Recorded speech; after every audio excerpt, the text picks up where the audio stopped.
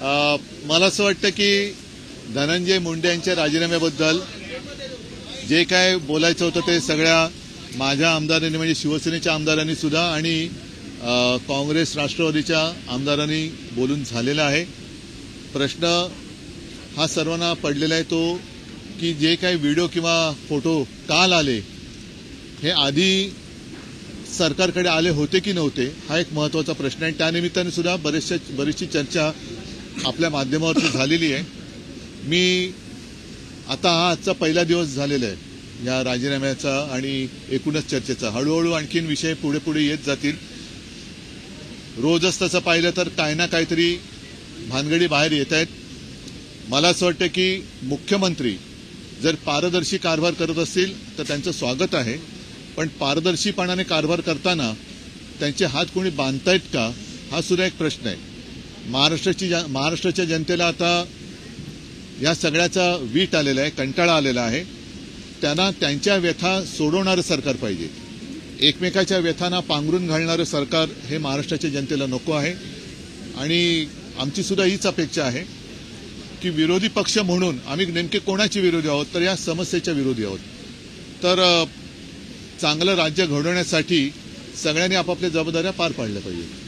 तुम्ही स्वतःही मुख्यमंत्री होतात, मुख्यमंत्र्यांकडे हे फोटो खूप आधीपासून आले होते आणि ते दाबून ठेवले गेले असं तुम्हाला वाटतंय? कारण समाज माध्यमांवर आणि माध्यमांमध्ये चर्चा आहे, त्यात तुम्हाला काय तथ्य वाटतं? आता या प्रश्नाचं उत्तर स्वतः मुख्यमंत्र्यांनी द्यायला पाहिजे, कारण ते स्वतः गृहमंत्री पण आहेत। आपला प्रश्न जो आहे तो अतिशय योग्य आहे की 2-3 म्हणजे डिसेंबरपासून ही घटना गाजते। राजीनाम्याची मागणी बरं आज धनंजय मुंडे यांनी जो राजीनामा दिलेला आहे त्यांनी स्वतः कारण दिले त्यांच्या तब्येतीचं।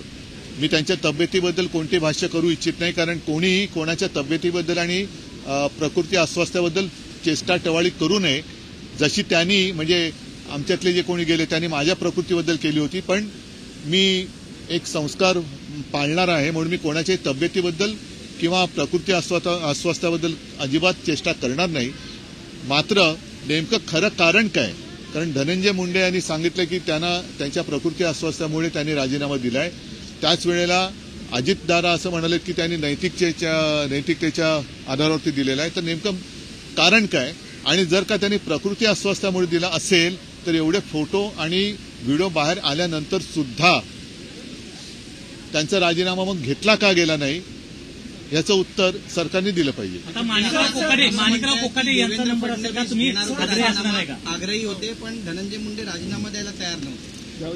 आता मला असं वाटतं तो राजीनामा झालाय, फक्त राजीनामा नेमका काय कारणाने दिला गेलेला आहे ह्याचंही उत्तर आलं पाहिजे। आणि आता तुम्ही जो प्रश्न विचारला की ह्या सगळ्या गोष्टी नेमक्या अधिवेशन काळामध्येच बाहेर कशा आल्या आणि 2-1 महिने जर त्या होत्या तर बाहेर का आल्या नव्हत्या, आणि जर बाहेर आलेल्या होत्या किंवा यांच्यापर्यंत पोहोचल्या असतील तर त्याच वेळेला यांचा राजीनामा का घेतला गेला नाही हे या अनुषंगाने निर्माण झालेले प्रश्न आहेत।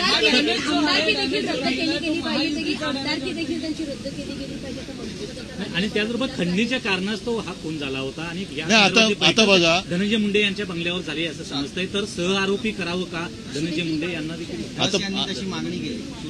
म्हणूनच मी काय म्हटलं की 2-1 महिने या सरकारने तशी कोणती हालचाल केलेली नव्हती हे आश्चर्यकारक आहे। आणि आता जी काय मागणी होते मग ती जनता आज तिकडे मराठवाड्यामध्ये उत्स्फूर्तपणाने काही ठिकाणी बंद होत आहेत, तर जनतेची जी जनप्रक्षोभ आहे तो होऊ द्यायचा नसेल तर जनतेच्या भावनेचा आदर केला गेला पाहिजे। आणि नुसता राजीनामा नाही आणि केवळ एकाचाच नाही तर बाकी सुद्धा ज्या काही गोष्टी आता कानावर येत आहेत आणि घडतात आणि तुमच्याच माध्यमातून जनतेसमोर येत आहेत, सरकारने त्याही बाबतीमध्ये हालचाल केली पाहिजे। कारण आता हे सरकार खूप मजबूत आहे। आताच वेळ आहे की महाराष्ट्रातनं ही गुंडागर्दी आणि भ्रष्टाचार मुक्त महाराष्ट्र करायचा असेल तर हीच वेळ आहे। नाहीतर मग आता लाडक्या बहिणीसारखी लाडका गुंड अशी योजना सरकारने आणली सरकारपेक्षा महाराष्ट्र बदनाम होतोय।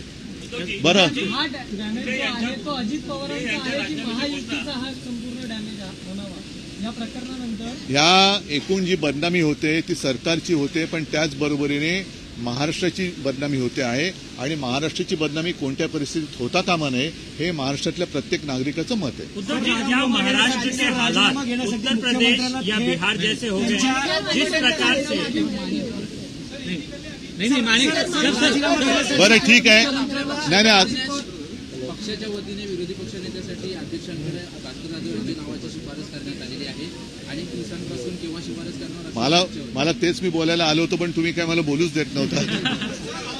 आता तुमच्या समोर मी जो आत्ता आलेलो आहे ते हेच सांगायला आलेलो आहे की गेले काही दिवस सातत्याने एक प्रश्न विचारला जात होता की विरोधी पक्षनेते पदावरती दावा तुम्ही सांगणार आहात की नाही. आज शिवसेनेने विरोधी पक्षनेते पदावरती दावा केलेला आहे आणि साहजिकच आहे, काँग्रेस असो राष्ट्रवादी असो, महाविकास आघाडी म्हणून या पुढची वाटचाल जी आहे ती आम्ही एकत्र करणार आहोत. इतर सुद्धा ज्या काही गोष्टी आहेत त्याहीबद्दल आमची चर्चा सुरू देखील आहे आणि यापुढे सुद्धा चर्चा करून आम्ही एकत्रित निर्णय यापुढे घेत राहू. पण आज मात्र आम्ही विधानसभा अध्यक्षांकडे विधानसभेतल्या विरोधी पक्षनेते पदासाठी माननीय भास्करराव जाधव यांच्या नावाची मागणी केलेली आहे आणि आम्हाला खात्री आहे की लोकशाही मूल्यांचं पालन करून लवकरात लवकर याचा निर्णय होईल आणि येत्या बजेटपूर्वी, कारण बजेटमध्ये विरोधी पक्षनेते पद किंवा विरोधी पक्षनेता असायला पाहिजे जो जनतेच्या वतीने काही बोलू शकेल. तर आम्ही अपेक्षा अशी करतोय की मुख्यमंत्री ज्याप्रमाणे स्वच्छ कारभार करतायत, भ्रष्टाचार एक असेल, आता त्यांनी काल परवा सांगितलेलं आहे की कोणी जरी गुंड असला, आता केंद्रीय मंत्र्यांच्या मुलीची छेडछाड काढली गेली तर स्वतः मुख्यमंत्री बोललेत की कोणत्याही पक्षाचा असला तरी त्याला दया माया क्षमा दाखवली जाणार नाही. तर त्याच पद्धतीने त्याच नीतीला जागून याही बाबतीमध्ये लवकरात लवकर निर्णय होईल अशी आम्हाला विरोधी पक्षनेते पदाचा 2.5 वर्षांचा फॉर्म्युला ठरलेला आहे का? असा फॉर्म्युला वगैरे काही नाहीये आणि म्हणून मी म्हटलं की आम्ही एकत्रितपणाने पुढे जातो आहोत. बऱ्याच गोष्टी आहेत, जसं काही निवडणुका असतील काही असतील तर पुढे बघू नका. पण विधान परिषदेमध्ये काँग्रेस आग्रही आहे विरोधी नावाची पक्षासाठी. जोरदार मागणी होती विरोधी पक्षनेते पदासाठी आणि असं म्हटलं जात होतं की भाजपलाही ते नाव चालणार होतं. नेमकं काय घडलं की त्याच्यामुळे त्यांना बॅकसीटवर बसवलं? भाजपला आधी त्याचं नाव चालणार होतं, आधी मला कळलं असतं बरं झालं असतं. म्हणजे घराणेशाहीला त्यांचा विरोध नाही हे मला कळलं असतं तर बरं झालं असतं. सर, हिंदी में बता दीजिए, जिस प्रकार से महाराष्ट्र में धनंजय मुंडे का मामला आया, संतोष देशमुख का मामला आया, क्या महाराष्ट्र के हालात उत्तर प्रदेश या बिहार जैसे हो रहे हैं? एक जमाना जरूर था, कुछ भी अगर गलत होता तो बिहार और उत्तर प्रदेश का नाम लिया जाता था, लेकिन अब दोनों जगह पर या तीनों जगह पर बीजेपी शासित गवर्नमेंट है. किसके साथ किसकी बराबरी करे? और माना तो यही जाता है कि बिहार की हालत अब काफी सुधर गई है. यूपी में तो बुलडोजर राज चल रहा है, तो बदनाम महाराष्ट्र हो रहा है. और ये जो संस्कृति है और जिस तरीके से घटनाएं घट रही है तो घट रही है मतलब कोणाला वाटेल की घटतात की काय, म्हणजे घडतायत तो हो रही है. तो ये कभी महाराष्ट्र ने नहीं देखा था. जिस प्रकार से धनंजय मुंडे का इस्तीफा अनाउंस, कारण क्या है? क्योंकि मुंडे जी, धनंजय तो बोल रहे कि उनकी प्रकृति तबीयत ठीक नहीं इसलिए उन्होंने इस्तीफा दिया. अजित पवार बोल रहे कि नहीं नैतिकता का कारण है. तो असलियत क्या है? लेकिन सर जिस तरीके से टाइमिंग, हाँ बोलिए. जिस तरीके से चार्जशीट सामने आया इसमें जिस क्रूरता की हद सामने आई है, जिस हत्या की गई है और जो सब सामने आया है उसके बाद अभी उनके ऊपर चार्जशीट में वाल्मीकि तरह नंबर 1 का आरोपी है जो धनंजय मुंडे की सरकार कर भी है ऐसे कहा जाता है. उसमें है. तो वक्त लिया गया ये सारी चीजें पहले ही सरकार तक पहुंची हुई. खुद भी मुख्यमंत्री रहे. यही एक सवाल है कि जिस तरीके के सब फोटो और वीडियो कल आ गए बाहर, तो क्या होम डिपार्टमेंट के पास ये जानकारी पहले नहीं आई थी? अगर आई होगी तो क्यों इतने दिन लगाए? और नहीं आई होगी तो क्या अपने होम डिपार्टमेंट की जो सिस्टम है तो वो तो नाकामयाबी उनकी है, नाकामयाबी फिर होम डिपार्टमेंट की है. तो ये सारे बातों का उत्तर गवर्नमेंट को देना होगा. औरंगजेब को लेकर के काफी विवाद हो रहा है. कल अबू आजमी ने बयान दिया कि औरंगजेब जो है वो, उसके ऊपर काफी बहस हुई है और हम तो यही मानते हैं और यही चाहते हैं कि जो भी हम जिसको देवता मानते हैं, छत्रपति शिवाजी महाराज, छत्रपति संभाजी महाराज, उनके बारे में कोई भी कुछ भी गलत कहे तो उनको शासन होना चाहिए, उनको माफ नहीं करना चाहिए. एक अहम सवाल है, आप हर रोज नहीं बात करते हिंदी में, तो एक सवाल मैं जरूर लूंगा कि कई बार ऐसी चर्चाएं होती हैं, कई बार शिंदे गुट की तरफ से ये कहा जाता है कि आपके विधायक और एमपी जो है उनके संपर्क में है। रिसेंटली आपने एक बैठक भी की थी, तो क्या मातोश्री में एक बैठक की थी अपने तो मेरे अपनी घर की बैठक है, वो सारे विधायक तो अभी मेरे साथ ही है।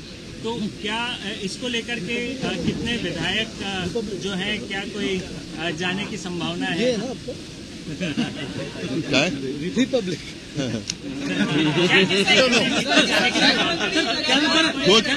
वो मैं उनको यही सलाह देना चाहता हूँ कि अपने वो खुद के विधायक बचा के रखे, क्योंकि जिस तरीके से उनकी हालात इस गवर्नमेंट ने करके रखी है तो वो खुद को संभाले। और बाद में वो जो गाना था ना एक पिक्चर में, सपने में आती है, फिर मेरे विधायक उनके सपने में आएंगे, अभी तो नहीं।